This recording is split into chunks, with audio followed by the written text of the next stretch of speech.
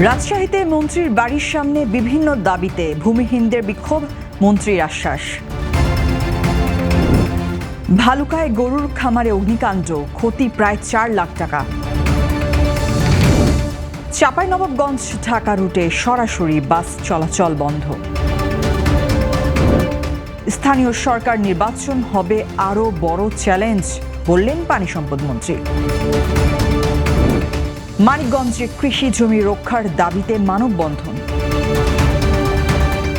আমন্ত্রণ জানাচ্ছি বাংলাদেশ প্রতিদিন সারা দেশে সব খবরে। এতক্ষণ শুনছিলেন শিরোনাম, এবারে বিস্তারিত। পদ্মা সেতু, মেট্রো রেল এবং এলিভেটেড এক্সপ্রেসওয়ে নির্মাণের গর্বিত অংশীদার বসুন্ধরা সিমেন্ট। 3 দফা দাবিতে রাজশাহীতে বিক্ষোভ করেছেন ভূমিহীনরা। শুক্রবার সকালে নগরীর পদ্মা আবাসিক এলাকায় ভূমিমন্ত্রী মিজানুর রহমান মিনুর বাসভবনের সামনে অবস্থান নিয়ে তারা এই কর্মসূচি পালন করেন। বিক্ষোভে অংশ নেওয়া ভূমিহীনরা অভিযোগ করেন, দীর্ঘদিন ধরে বসবাস করে আসলেও হঠাৎ উচ্ছেদের নোটিশে তারা অনিশ্চয়তার মধ্যে পড়েছেন। পুনর্বাসনের ব্যবস্থা না করেই উচ্ছেদের উদ্যোগ নেওয়া হচ্ছে বলে দাবি তাদের। এই অবস্থায় তারা উচ্ছেদ বন্ধ, পুনর্বাসনের নিশ্চয়তা এবং বসবাসের বৈধতা প্রদানের দাবি জানান।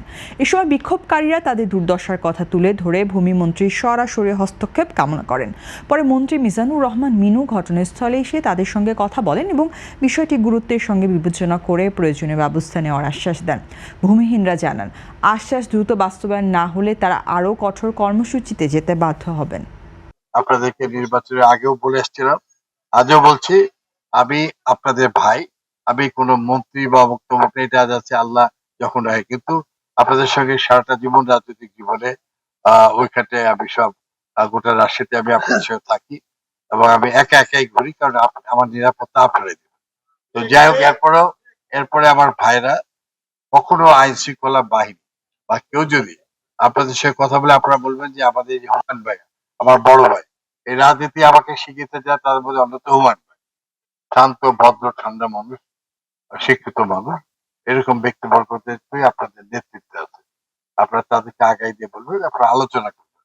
আমি আপনার একটা ট্রাস্ট সদস্য উপরে যায় না, একটা আপনারা নেতা ঠিক করে আপনার ডিসির সঙ্গে বিভাগীয় কমিশনার, আমাদের ভূমি মন্ত্রণালয়ের যারা আছে তাদেরকে আমি বলে দেবো, আপনারা তাদের সঙ্গে কথা বলে লিখিতভাবে আপনারা অতীতে যদি নাও করে থাকেন, আর যেহেতু আপনারা দীর্ঘদিন ধরে বসবাস করছেন, তার সত্য হিসেবে বিভিন্ন কাগজপাতি দিয়ে আপনারা যে পরিমাণ জায়গা আছে, কেউ হয়তো হাফ কাঠা, কেউ 1 কাঠা, কেউ 2 কাঠা জায়গা নেয়, সেভাবে আপনারা দরখাস্ত করেন।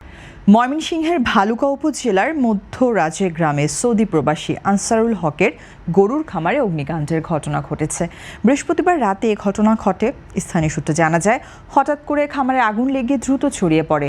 এতে পুরো খামার পুড়ে যায় এবং খড়সহ বিভিন্ন মালামাল মিলে প্রায় 4 লাখ টাকার ক্ষয়ক্ষতি হয়েছে।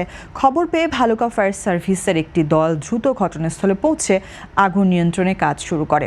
ভালুকা ফায়ার সার্ভিসের স্টেশন অফিসার সিরাজুল ইসলাম জানান, প্রায় 1.5 ঘন্টার চেষ্টায় আগুন সম্পূর্ণ নিয়ন্ত্রণে আনা সম্ভব হয়। তিনি আরও জানান, আগুনের সূত্রপাত কিভাবে হয়েছে তা তদন্ত সাপেক্ষে নিশ্চিত করে বলা যাবে। এ ঘটনায় স্থানীয়দের মধ্যে আতঙ্ক ছড়িয়ে পড়ে, তবে দ্রুত ব্যবস্থা নেওয়ার বড় ধরনের দুর্ঘটনা এড়ানো সম্ভব হয়েছে। চাঁপাইনবাবগঞ্জে একটি শ্রমিক সংগঠনের বিরুদ্ধে চাঁদাবাজির অভিযোগে চাঁপাইনবাবগঞ্জ থেকে ঢাকাগামী সরাসরি বাস চলাচল বন্ধ রয়েছে। বৃহস্পতিবার রাত থেকে বাস চলাচল বন্ধ রাখা হয়েছে, তবে বিকল্প উপায়ে জেলার শেষ সীমানা রাজশাহীর গোদাগাড়ী উপজেলার বালিয়াঘাটা এলাকা থেকে ঢাকাগামী বাস চলাচল অব্যাহত রয়েছে। এতে করে চাঁপাইনবাবগঞ্জের যাত্রীরা ভোগান্তিতে পড়েছেন। অতিরিক্ত অর্থ খরচ করে বিভিন্ন যানবাহনে বালিয়াঘাটা গিয়ে তাদের ঢাকা বাস ধরতে হচ্ছে। মোটর শ্রমিক ইউনিয়নের সাধারণ সম্পাদক ও সভাপতি হুঁশিয়ারি দিয়ে বলেন, সন্ধ্যার মধ্যে চাঁদা আদায় বন্ধ না হলে সন্ধ্যার পর থেকে বাসের পাশাপাশি ট্রাক সহ সব ধরনের পরিবহন বন্ধ করে দেওয়া হবে। স্থানীয় সরকার নির্বাচন জাতীয় সংসদ নির্বাচনের তুলনায় আরও কঠিন চ্যালেঞ্জ বলে মন্তব্য করেছেন পানি সম্পদ মন্ত্রী শহীদউদ্দিন চৌধুরিয়ানী। তিনি বলেন, বিগত জাতীয় সংসদ নির্বাচন ছিল চ্যালেঞ্জিং, তবে আসন্ন ইউনিয়ন পরিষদ নির্বাচন হবে আরও কঠিন, কারণ এতে কোনো দলীয় প্রতীক থাকবে না। তিনি আরও বলেন, দলের পক্ষে যারা চেয়ারম্যান পদে নির্বাচন করতে চান তাদের অবশ্যই জনবান্ধব হতে হবে, জনগণের সঙ্গে সম্পৃক্ততা থাকতে হবে এবং সাধারণ মানুষের প্রয়োজনে কাজ করার মানসিকতা থাকতে হবে। যারা দীর্ঘদিন ধরে মানুষের পাশে থেকেছেন এবং খোঁজ খবর রেখেছেন তাদেরই প্রার্থী হিসেবে এগিয়ে আসা উচিত। শুক্রবার দুপুরে লক্ষ্মীপুর সদর উপজেলার হাজী ফতেহ মোহাম্মদী দাখিল মাদ্রাসার বার্ষিক ক্রীড়া ও পুরস্কার বিতরণ অনুষ্ঠানে প্রধান অতিথির বক্তব্যে তিনি এসব কথা বলেন।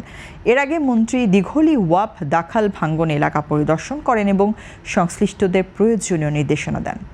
বিগত জাতীয় সংসদ নির্বাচন আমরা যখন করেছি সেটাও কিন্তু একটা চ্যালেঞ্জের নির্বাচন ছিল।